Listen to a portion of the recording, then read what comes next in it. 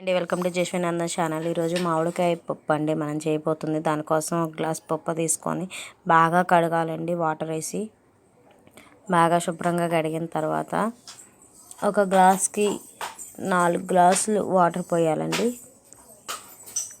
ఇట్లా పోసిన తర్వాత ఈ బౌల్ని పక్కన పెట్టేసుకోవాలి. చిన్న బౌల్లోనే పెట్టుకుంటున్నాను, ఇది కుక్కర్లో పెడదామని చెప్పి. మూత పెట్టిన తర్వాత ఇంకో బౌల్లో మామిడికాయ ముక్కలు, పచ్చిమిర్చి, ఉల్లిపాయ, ఉప్పు, కారం, పసుపు ఈ 3 అన్నీ వేసుకొని చక్కగా దీనికి మూత పెట్టేసుకుంటున్నాను. ఇప్పుడు కుక్కర్ తీసుకొని అందులో కింద స్టాండ్ ఒకటి పెట్టుకొని వాటర్ పోసుకొని సరిపడినంత ఆ 2 గిన్నెలు పెట్టాలండి. ఫస్ట్ కందిపప్పు గిన్నె పెడుతున్నాను.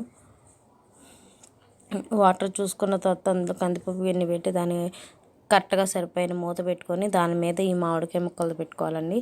ఇందులో ఉల్లిపాయ, పచ్చిమిరపాయ వేసుకోకపోతే తాలింపులైనా వేసుకోవచ్చండి, అది మన ఇష్టం. కుక్కర్ మూత పెట్టేసుకొని స్టవ్ ఆన్ చేసుకోవాలి. 4 to 5 విజిల్స్ వచ్చే వరకు ఉంచాలి, ఏం కాదు.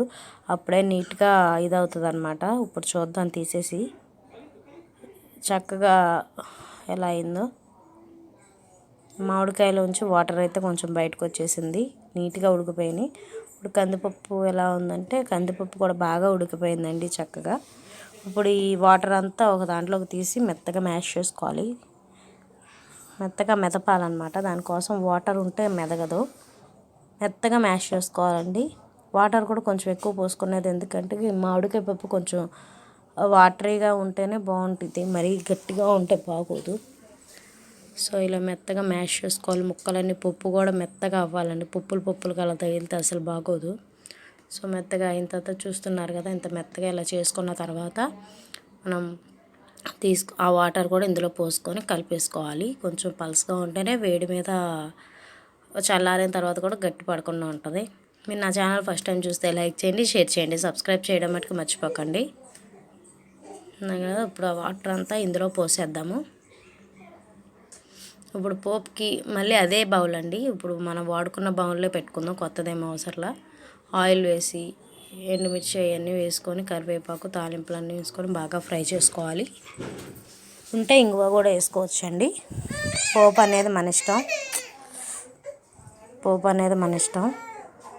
ఇది చక్కగా గోల్డెన్ బ్రౌన్ కలర్ వచ్చే వరకు పప్పులు చక్కగా ఫ్రై చేసుకోవాలి.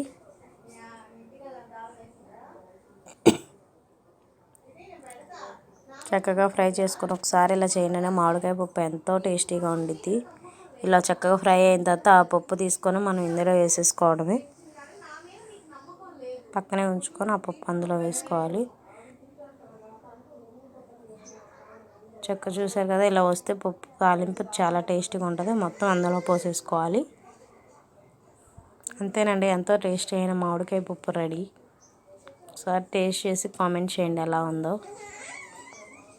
ఇలా పల్స్గానే ఉండాలండి ఈ కన్సిస్టెన్సీలో. Thanks for watching.